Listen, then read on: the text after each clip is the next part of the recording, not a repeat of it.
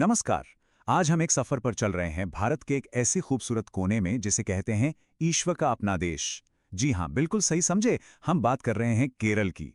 तो तैयार हो जाइए, चलिए इस शानदार सफर की शुरुआत करते हैं मिलकर। तो सबसे पहले ये देख लेते हैं कि आखिर केरल भारत के नक्शे पर है कहाँ। ये देखिए, बिल्कुल दक्षिण में मालाबार तट पर बसा हुआ एक बहुत ही खूबसूरत राज्य। और पता है, इसकी यही लोकेशन, मतलब एक तरफ समुद्र दूसरी तरफ पहाड़, इसे इतना खास बनाती है। यहीं से तो इसके समुद्र तटों, पहाड़ों और शांत बैकवाटर्स का वो अनोखा संगम बनता है। तो आज हमारे इस सफर का रास्ता कैसा होगा? हम शुरुआत करेंगे एक छोटे से परिचय से, फिर देखेंगे वहाँ की प्रकृति का वरदान, जानेंगे संस्कृति और कला को, इतिहास की गलियों में झांकेंगे और आखिर में समझेंगे इसकी आधुनिक पहचान को। चलिए अब सीधे उस सवाल पर आते हैं जो सबके मन में होता है। आखिर केरल को ईश्वर का अपना देश कहते क्यों हैं? क्या है इसमें ऐसा खास? ठीक है, तो कुछ जरूरी बातें फटाफट जान लेते हैं। राजधानी है तिरुवनंतपुरम और यहाँ की भाषा है मलयालम। लेकिन असली मजा तो इसके राजकीय प्रतीकों में है। भारतीय हाथी, ग्रेट हॉर्नबिल और नारियल का पेड़, ये सिर्फ नाम नहीं हैं, ये तो केरल की पूरी कहानी कहते हैं। सोचिए, नारियल का पेड़, ये तो वहाँ की जिंदगी का हिस्सा है। खाने से लेकर कमाई तक हर चीज में। अब आते हैं केरल के सबसे बड़े खजाने पर, और वो है यहाँ की कुदरत, यहाँ की प्रकृति। वाकई एक अद्भुत वरदान है। देखिए, केरल की जो खूबसूरती है ना, वो असल में चार चीजों से मिलकर बनी है। एक, यहाँ के शांत बैकवाटर्स। दो, धुंध से लिपटे हुए हिल स्टेशंस। तीन, दूर दूर तक फैले सुंदर समुद्र तट। और चार, वो घने जंगल जहाँ कमाल के वन्यजीव रहते हैं।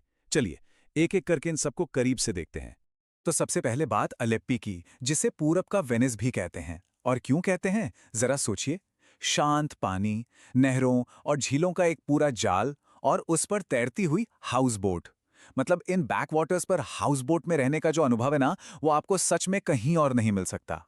पानी से निकलकर अब सीधा पहाड़ों की ताजी हवा में चलते हैं। मुन्नार। बस एक बात कल्पना कीजिए, जहां तक नजर जा रही है वहां तक सिर्फ और सिर्फ चाय के हरे भरे बागान हैं। घाटियों में हल्की हल्की धुंध छाई है और ठंडी ताजी हवा। बस यही एहसास मुन्नार को भारत के सबसे पसंदीदा हिल स्टेशनों में से एक बना देता है। अच्छा, अगर किसी को वाइल्ड लाइफ में दिलचस्पी है, तो फिर थेक्कड़ी तो समझो जन्नत है। यहीं पर है पेरियार नेशनल पार्क।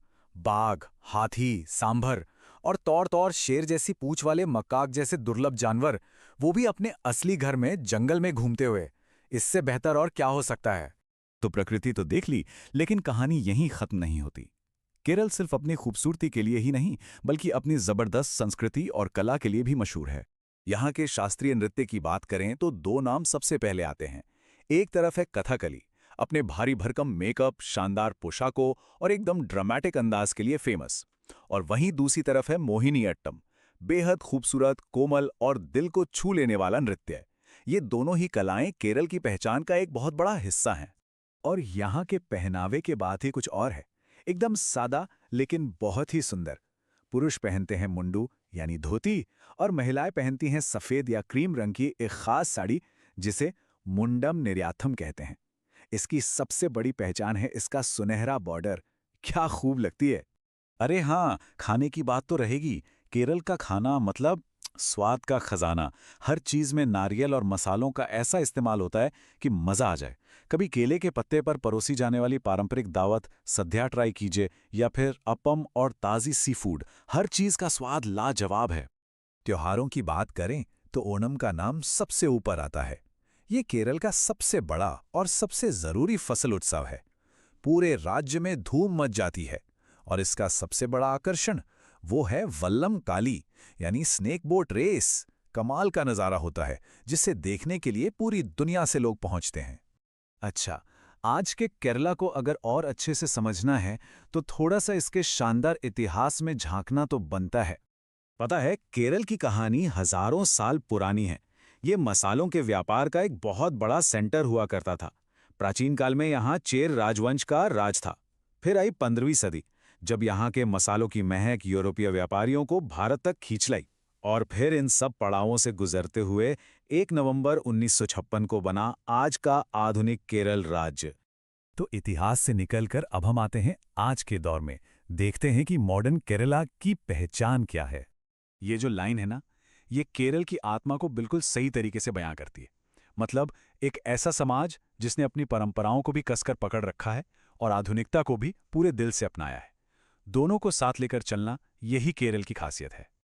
अब ये देखिए, एक नंबर 96.2%। सोचिए जरा, ये क्या हो सकता है?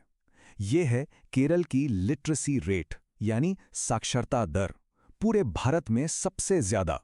और यही यही वो बुनियाद है जिस पर आज के केरल की तरक्की की इमारत खड़ी है।